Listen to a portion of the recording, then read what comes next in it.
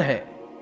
اسلام nature کے مطابق مذہب ہے، جیسا انسان کا نیچر ہے، جیسی انسان کی فطرت ہے، ویسا ہی مذہب اسلام تعلیم دیتا ہے۔ اسلام نے سیکشول ایمورلٹی کو بین نہیں کیا، صرف زنا کو بین نہیں کیا، صرف بدکاری کو بین نہیں کیا۔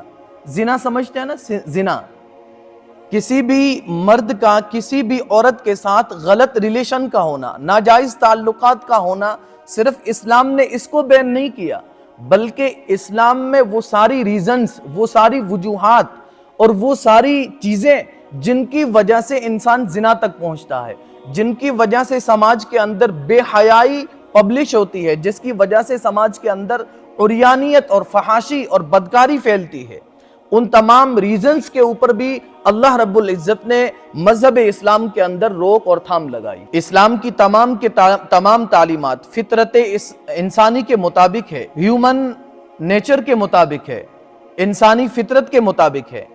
اسلامک جتنے لوز ہیں، جتنے احکام ہیں، جتنے قرآنک آرڈرز ہیں، وہ تمام کے تمام ہیومن رائٹس کے مطابق ہے۔ اسی وجہ سے اسلام اس دنیا کے اندر شانتی اور امن کا جہاں پرتیک ہے، جہاں شانتی کی نشانی ہے، امن کی نشانی ہے، وہیں پر اسلام پاک دامنی کی بھی نشانی ہے۔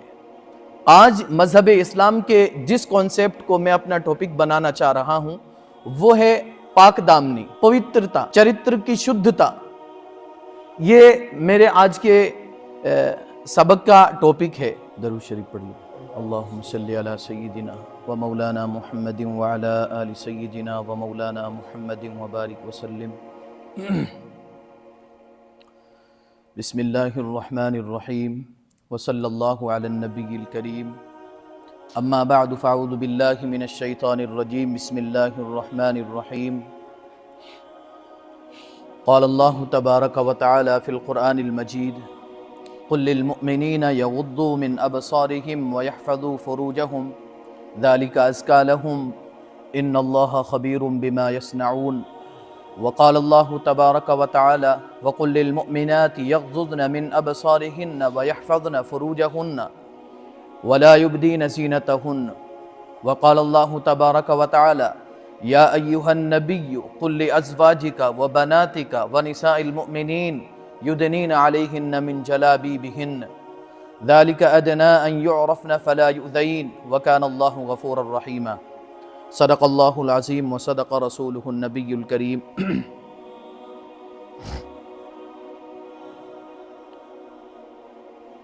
اللہ رب العزت نے ہمیں مذہب اسلام سے منسلک فرمایا، مذہب اسلام سے جوڑا۔ اللہ رب العزت نے ہمیں پاک، صاف، پوتر اور مطہر ہمیں دین نصیب فرمایا، جس دین کا نام دین اسلام ہے۔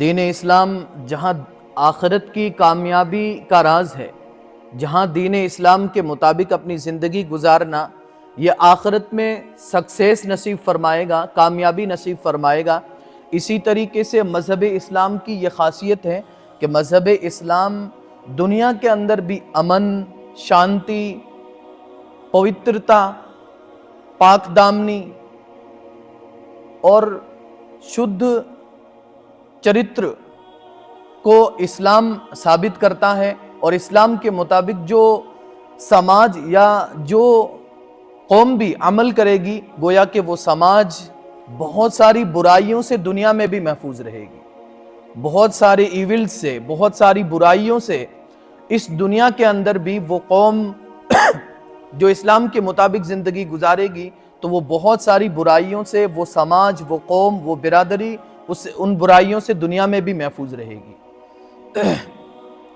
تو میں عرض یہ کر رہا ہوں کہ اسلام ایک دین فطرت ہے، اسلام ریلیجن آف نیچر ہے، اسلام نیچر کے مطابق مذہب ہے، جیسا انسان کا نیچر ہے، جیسی انسان کی فطرت ہے، ویسا ہی مذہب اسلام تعلیم دیتا ہے۔ اسلام کی تمام تعلیمات فطرت انسانی کے مطابق ہے، ہیومن نیچر کے مطابق ہے، انسانی فطرت کے مطابق ہے۔ اسلامک جتنے لوز ہیں، جتنے احکام ہیں، جتنے قرآنک آرڈرز ہیں، وہ تمام کے تمام ہیومن رائٹس کے مطابق ہے۔ اسی وجہ سے اسلام اس دنیا کے اندر شانتی اور امن کا جہاں پرتیک ہے، جہاں شانتی کی نشانی ہے، امن کی نشانی ہے، وہیں پر اسلام پاک دامنی کی بھی نشانی ہے۔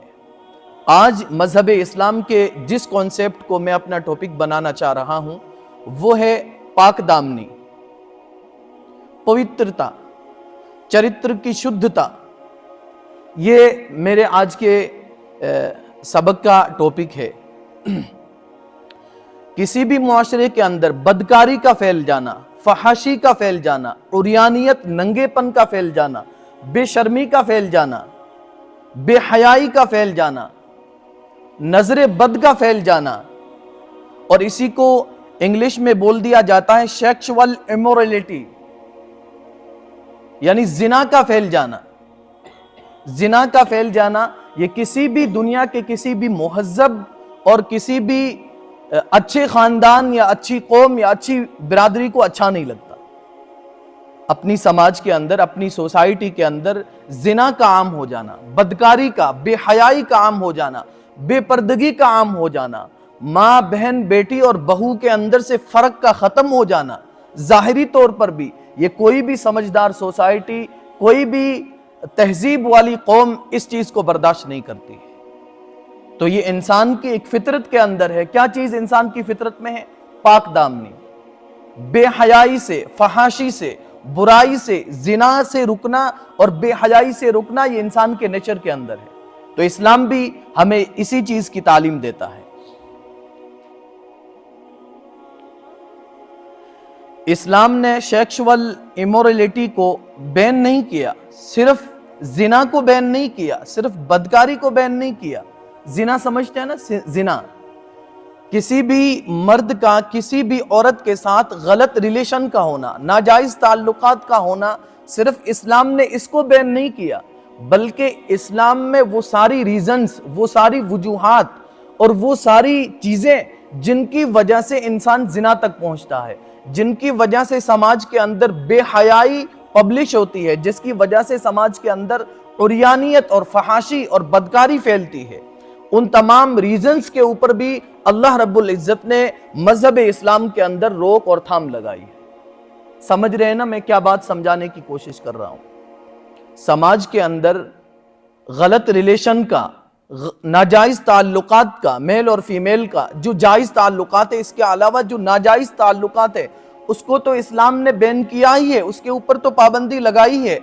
اس کے علاوہ وہ ساری وجوہات، وہ ساری ریزنز جن کی وجہ سے بدکاری کی نوبت آتی ہے، فحاشی کی نوبت آتی ہے، کردار کے پاک دامنی کے خلاف ناپاک دامنی، یعنی جس کی وجہ سے انسان کا چرتر خراب ہو جاتا ہے، انسان کا کیریکٹر خراب ہو جاتا ہے، وہ ساری وجوہات کے اوپر بھی اسلام نے پابندی لگائی ہے۔ چنانچہ قرآن کریم میں اللہ رب العزت نے آیت کریمہ نازل فرمائی وَلَا تَقْرَبُوا الزِّنَا إِنَّهُ فَاحِشَةٌ إِنَّهُ كَانَ فَاحِشَةٌ۔ یہ قرآن کریم کی آیت ہے۔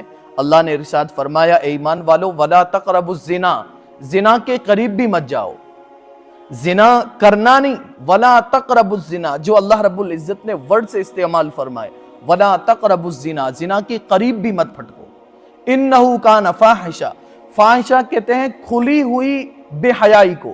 ایک تو بے حیائی ہوتی ہے صرف بے حیائی، اور ایک ہوتی ہے کھلی ہوئی بے حیائی، ہر ایک اس کو بے حیا سمجھتا ہو، جو انسان بھی اس کو بے حیا سمجھتا ہو۔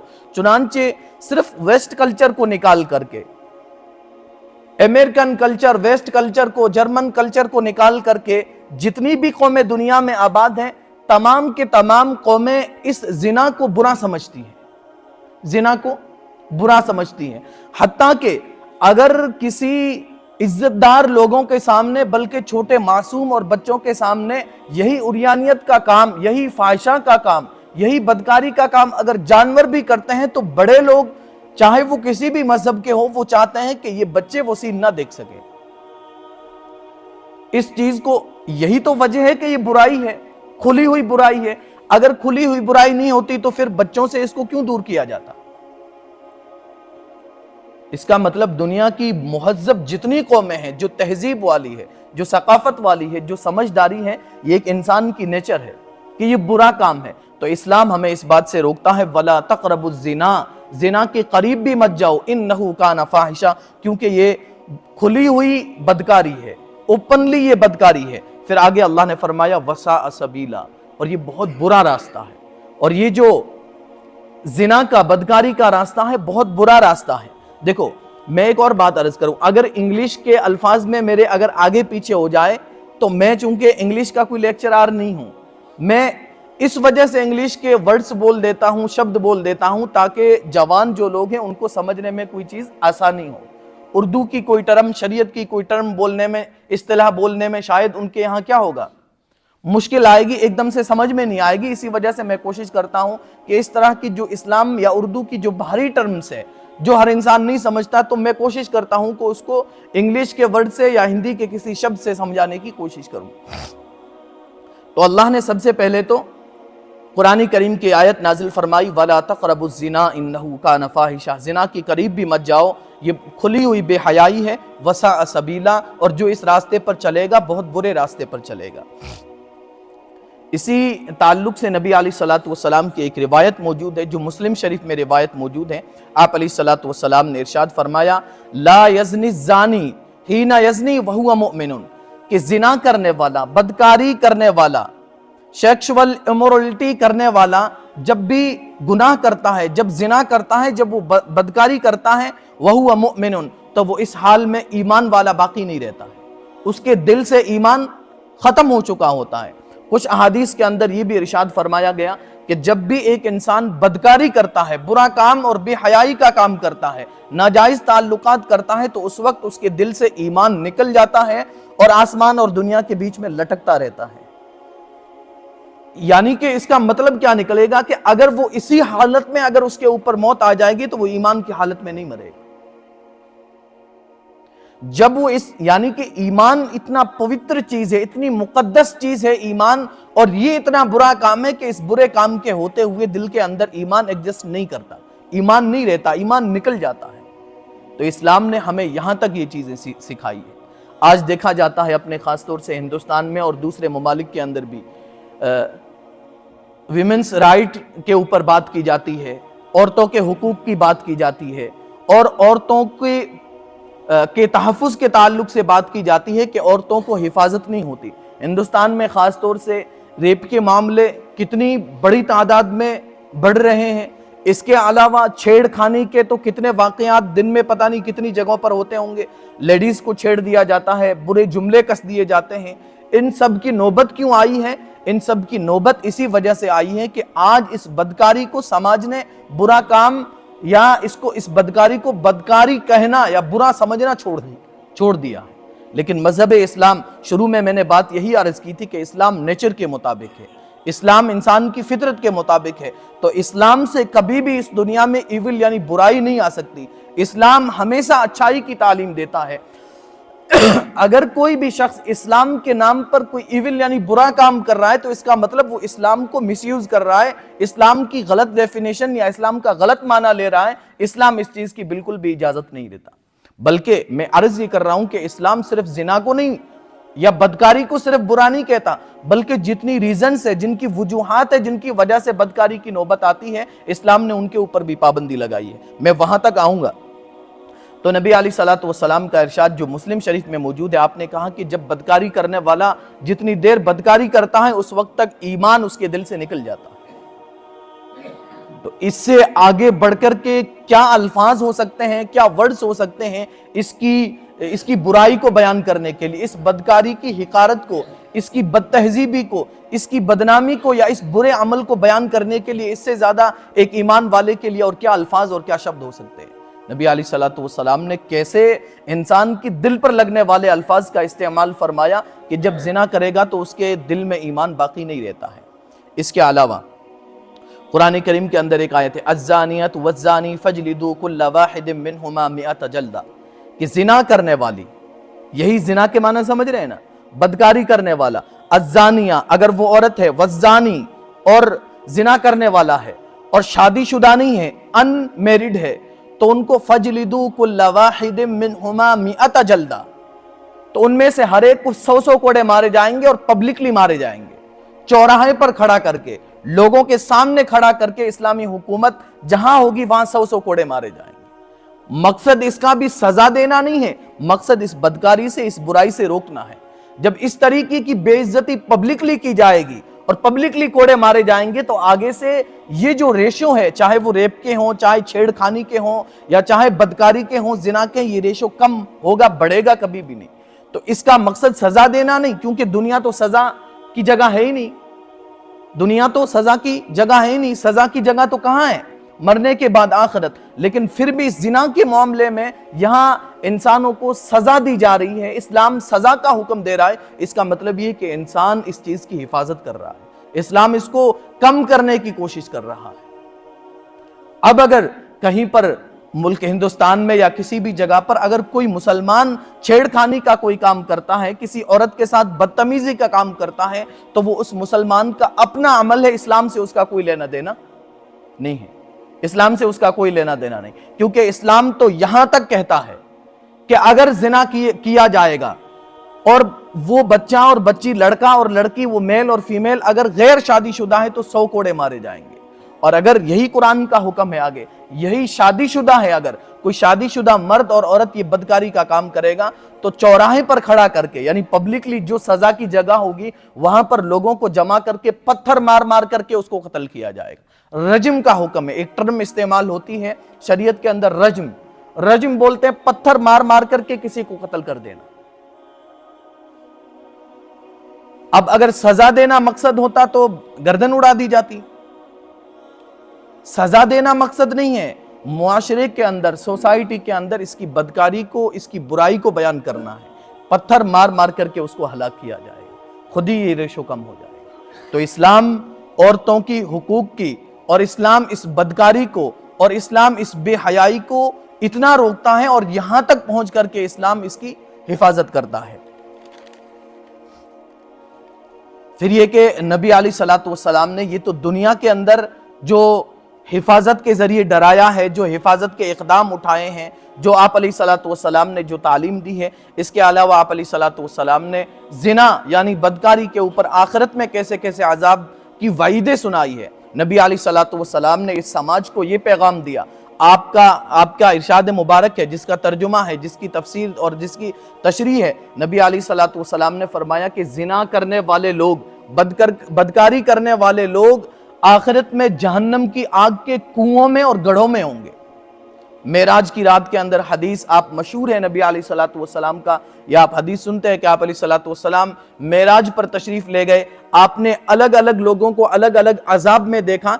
एक तबके को, एक जमात को, एक ग्रुप को नबी अलैहिस्सलातु वस्सलाम ने देखा कि वो आग के बड़ी बड़े खंदकों के अंदर जल रहे हैं, आग के गढ़ों के अंदर पड़े हुए हैं। आप अलैहिस्सलातु वस्सलाम ने पूछा कि जिब्रील ये कौन है? जिब्रील अलैहिस्सलाम ने फरमाया कि ये वो लोग हैं जो दुनिया में बदकारी करते थे और जिना करते थे। एक और हदीस है, आप अलैहिस्सलातु वस्सलाम ने समाज को अपनी इरशादात के जरिए, अपनी बातों के जरिए इस बुराई दिलों में बिठाने के लिए आप अलैहिस्सलातु वस्सलाम ने ये भी इरशाद फरमाया कि जिना और बदकारी करने वाले शख्स के ऊपर 7 ज़मीनें और 7 आसमान लानत करते हैं। बदकारी करने वाले शख्स के ऊपर 7 ज़मीन और 7 आसमान लानत करते हैं।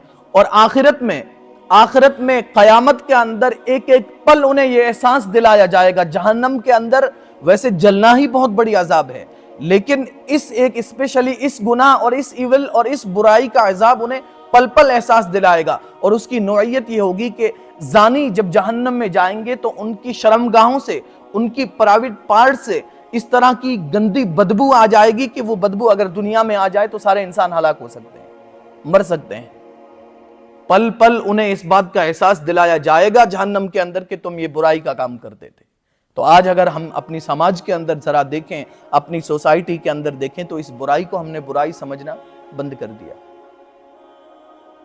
मैं आऊंगा इसकी रीजंस के ऊपर, क्या इनकी वजूहात है जिसकी वजह से इसकी नौबत आती है। जिना पब्लिकली नहीं होता है, बदकारी नहीं होती है, लेकिन जो वजूहात हैं, जो रीजन से जो यहां तक पहुंचाने वाले हैं, वो रीजंस अगर 100 हैं तो 100 के 100 हमारी समाज में आम है, जो इस बदकारी तक और इस जिना तक पहुंचाने वाले हैं। मैं उनके ऊपर आऊंगा।